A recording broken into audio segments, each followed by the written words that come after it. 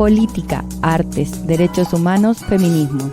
Cada semana traemos al Vista Panorámica las voces de la sociedad civil y los movimientos sociales. Aquí comienza una entrevista JGM. Y así empezamos con nuestra gran sección de entrevista que, recordemos, durante el mes de septiembre hemos enfocado cada semana distintas huellas y herencias, si es que les podemos decir así, de la dictadura del periodo cívico, de la dictadura cívico-militar que ocurrió en nuestro país hace 50 años. Así que es por esto que, bueno, Charlie, ¿quién nos acompaña hoy? El día de hoy nos encontramos con el doctor en Filosofía Moral y Política, Mario Sobarzo, quien forma parte del Observatorio Chileno de Políticas Educativas, la OPECH. ¿Cómo estás, Mario? ¿Nos escuchas? Hola Charlie, sí, los escucho muy bien. Muchas gracias por la invitación. Estamos muy felices en OPECH de poder participar en la radio Juan Gómez Milla, donde teníamos un programa anteriormente, así que es una alegría el poder compartir con ustedes. Muchas gracias, Mario. Bueno, como primera pregunta, ya que un poco lo más, por decirlo, lo que está más en boca de todos, es respecto al anuncio del gobierno de la condonación del CAE, que como hemos visto, esto fue una de las promesas de campaña que se ha ido aplazando y aplazando cada vez más. Entonces me gustaría preguntarte, Mario, ¿cuál crees que va a ser la proyección del anuncio del gobierno respecto a esta condonación? A ver, yo creo que es bastante difícil que puedan condonar el CAE en este gobierno por razones económicas. Finalmente, el ministro de Hacienda ya dijo que no están los recursos para poder hacerlo. Si se hace, se va a hacer en forma bastante limitada, va a ir dirigido a algunas estudiantes, no en particular a la totalidad del grupo que está en situaciones de no pago muchas veces. Ahí también hay una discusión importante porque han salido voces que señalan que debería condonarse a la gente que ha pagado, no a aquella gente que está morosa. El problema está en que la mayor parte de la gente que está morosa es justamente personas que no están en condiciones de pagar porque no terminaron su universidad, porque no han encontrado trabajo, porque tienen diferentes dificultades justamente económicas. Entonces, no es fácil el hecho de pagar para esas personas el CAE. Y bueno, en último término hay que considerar que el gobierno, hoy día el Estado chileno ya ha comprado una parte importantísima de las deudas, ya están en el Estado, están radicadas ahí, y lo que se está tratando es de recuperar ese dinero para darle más movimiento justamente y que otras personas puedan acceder a él. Ahora, hay que tener en cuenta que pensábamos que con la gratuidad se iba a eliminar justamente el CAE, pero lo que nosotros hoy día tenemos es una realidad completamente distinta. Vemos una situación donde es que para la universidad que hoy día está en la boca de todos, ¿no? La Universidad San Sebastián, casi el 46% de lo que son los recursos que ingresan justamente a esa universidad, que es una universidad, un proyecto político de la UDI, es una universidad que está financiada, que está subsidiada fundamentalmente por dinero estatal, principalmente asociado al CAE. Y eso da cuenta, ¿no?, de estas dificultades, de este problema que es todavía el CAE, a pesar de otras políticas alternativas que se han producido para evitar justamente que las y los estudiantes se sigan endeudando por esta fórmula. Hasta ahora la situación es, como digo, bastante más crítica, bastante más compleja de lo que podría imaginarse, y va como una especie de bola de nieve, aumentando en el tiempo, porque hay cada vez más estudiantes que se endeudan con el CAE y que en último término muchas de ellas no van a poder cubrir esos gastos o lo que es necesario para poder pagar el crédito. Bueno, Mario, primero que todo agradecerle por su tiempo y por estar aquí con nosotros. Y también queríamos ahondar un poco en lo que mencionaba, considerando toda la polémica que envuelve hoy a la Universidad San Sebastián y también lo que sucede con el crédito con aval del Estado, donde mucha gente ha indicado que en este tipo de instituciones llega a funcionar como una especie de caja de pago. ¿Qué nos puede decir al respecto de eso? Bueno, hay que recordar que las universidades privadas son parte del gran proyecto ideológico de lo que es la dictadura, y en particular de Jaime Guzmán Errázuriz, ¿no?, que es el verdadero ideólogo que está detrás de esto. Desde los primeros momentos del año 1973-74, inmediatamente Jaime Guzmán había propuesto justamente la creación de las universidades privadas, que era una fórmula para él para bajar los niveles de ideologización, como lo planteaba él. No estoy citando simplemente, basta con leer su tesis de licenciatura en Derecho, que hizo junto con Jovino Novoa, para saber lo que estoy hablando. No es una cuestión que sea misterio ni que sea entrar a rastrear documentos que estuvieran perdidos, ¿no? Es una cuestión que está disponible ahí, incluso en el propio Centro de Estudios Públicos lo pueden encontrar. Y ahí es donde es que aparece esta idea que está detrás de Jaime Guzmán, de que las universidades privadas tienen que servir como un modo de bajarle el nivel de politización a la sociedad chilena, porque él ve que las universidades tradicionales, las universidades que hoy día consideramos las universidades del CRUCH, las universidades que son universidades estatales, más los que son la Universidad Católica y sus derivados, eran universidades que tendían justamente hacia la politización, hacia que la gente quisiera organizarse, que quisiera participar, etcétera. Habían sido las federaciones de estudiantes de estas universidades las que habían estado detrás de las movilizaciones que dieron origen a la Unidad Popular o que dieron origen a lo que es la democracia cristiana y la Revolución en Libertad, y también anteriormente, incluso desde 1910 en adelante, 1920 en adelante, con lo que es el famoso, ¿cómo se llama? Cordobazo en Argentina, el famoso grito de Córdoba, que da origen justamente al movimiento de politización de los jóvenes latinoamericanos respecto al tema educativo. Y para Jaime Guzmán, por lo tanto, la creación de las universidades privadas tenía un primer objetivo ideológico, pero también, en un segundo lugar, era un objetivo también político, porque le permitía acceder a un ámbito político que antes no tenían acceso, que no podían visibilizar, que era poder dar a conocer las banderas de estos movimientos políticos que estaban detrás de los que fundan las universidades. Hay que recordar que hasta el año 1988 la mayor parte de las universidades, casi todas las universidades que se habían inscrito para ser parte del sistema, eran universidades que tenían objetivos ideológicos muy claros, que pertenecían justamente a vínculos, estaban muy vinculadas con la dictadura. Y la Universidad de San Sebastián no es un caso aparte, es un caso emblemático en este aspecto. Es la universidad, como decía antes, de la UDI. Hay que recordar que el hoy perseguido alcalde Jadwe en la comuna de Recoleta intentó en algún momento detener, porque había incluso un negocio asociado a la Universidad de San Sebastián que arrendaba los estacionamientos subterráneos que tenía en la calle frente a la Universidad de Chile, de la Facultad de Derecho de la Universidad de Chile, para el hecho de entrar más dinero, ¿no? Porque además estaba visto como un negocio esta cuestión. Entonces, la verdad es que es innegable la relación que hay. Y el hecho de que la ex ministra de Educación, una vergüenza, ¿no? Que una ex ministra de Educación diga que le parece que es razonable que una persona reciba 17 millones de pesos por una docencia que no realiza, eso da cuenta de lo que es este proyecto político que estaba detrás de la dictadura, que intentaba destruir la educación pública chilena, es lo que vemos, ¿no? Lo que estamos viendo hoy día, una situación donde es que muchas de estas universidades, más que universidades, son proyectos políticos, son proyectos ideológicos de la derecha para defender sus intereses, para tener banderas, para tener centros de pensamiento desde los cuales levantar su ideología y poder distribuirlo al resto de la sociedad. Bueno, para todos quienes se han sumado a nuestra transmisión, nos encontramos hablando con el doctor en Filosofía Moral y Política, Mario Sobarzo, quien forma parte del Observatorio Chileno de Políticas Educativas. Con él estamos hablando sobre esta herencia del sistema educativo que nos dejó la dictadura. Por lo cual, nuestra otra pregunta, Mario, es sobre la evolución de las demandas que han tenido los movimientos estudiantiles. Consideremos que hace 50, 60 años, también refiriéndonos al periodo de la Unidad Popular, las federaciones de estudiantes se conformaban como frentes políticos de resistencia, de movimiento. En cambio ahora los movimientos estudiantiles escapan un poco de las demandas, solamente, valga la redundancia, del ámbito de la educación, y también piden condiciones básicas de vida que aseguren calidad. ¿Cómo ha ido transformándose eso? De ser un agente tan potente en educación, ahora exigir condiciones mínimas de calidad para todo Chile.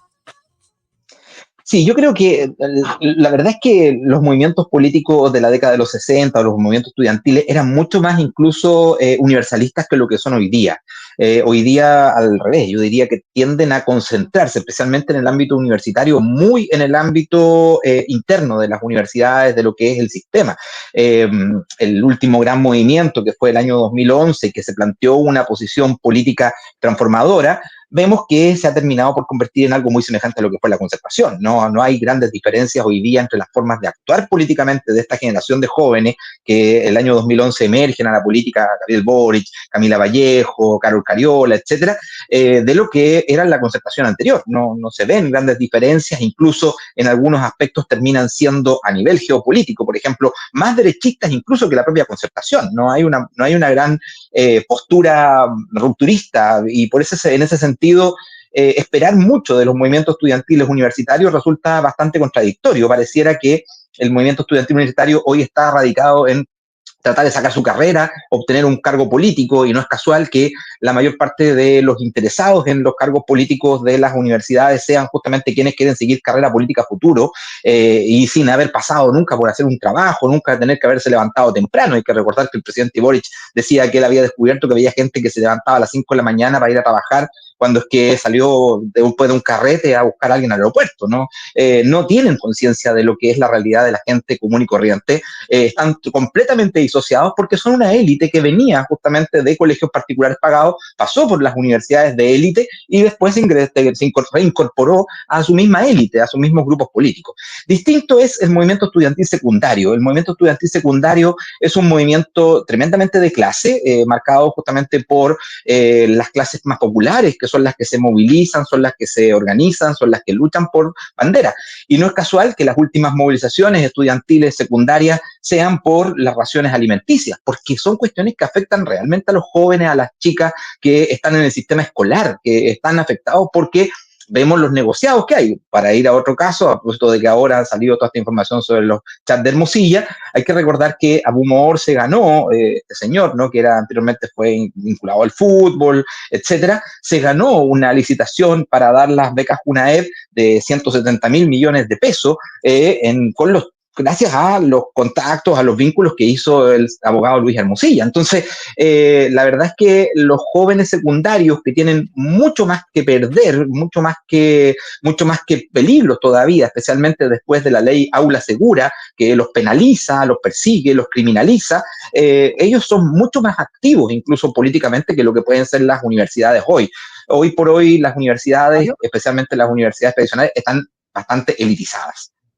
Mario, respecto a lo que acabas de decir de la ley de aula segura, me gustaría hablar un poco respecto a la represión que sufre el movimiento estudiantil por parte del Estado, de cómo es que ha visto usted estos mecanismos de represión frente a las protestas y manifestaciones que han realizado los estudiantes el último tiempo, véase los casos de los liceos, de las universidades. ¿Cómo ha visto la represión por parte del Estado frente a las protestas y a las demandas estudiantiles?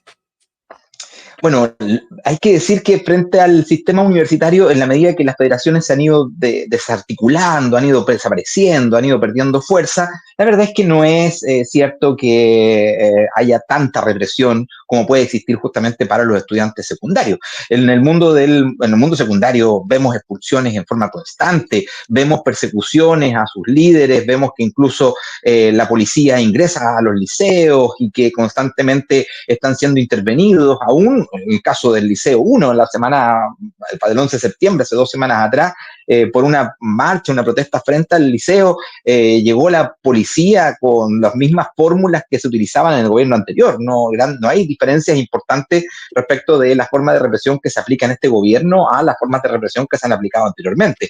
Lo cual, como digo, es bastante fuerte, bastante duro, porque estamos hablando de ex dirigentes estudiantiles, personas que se suponía que venían a cambiar la lógica de funcionamiento del Estado, y lo que vemos es que sencillamente se han integrado al sistema, funcionaron muy bien.